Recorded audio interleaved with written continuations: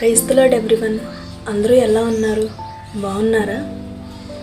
మీలో ఎవరైనా ఇలా అనుకుంటున్నారా? అసలు ఈ ప్రాబ్లం అంతా నా వల్లే, అసలు నేనే లేకపోతే బాగుండు, అసలు చనిపోతే బాగుండు అని ఇలా ఎవరైనా ఆలోచిస్తున్నారా?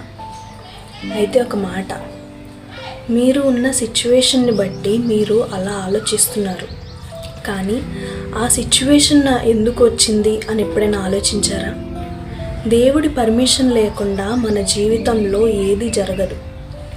కొన్నిసార్లు దేవుడు మనకి అనుమతిస్తారు, మనకి ఒక లెసన్ నేర్పించడానికి, లేదా విశ్వాసాన్ని బలపరచడానికి, లేకపోతే మనం చేసిన తప్పుకి ఒక చిన్న పనిష్మెంట్లా కూడా అవ్వచ్చు. అలాంటి సిచ్యువేషన్స్ని ఫేస్ చేయడం మనకి చాలా కష్టం, చాలా బాధగా ఉంటుంది.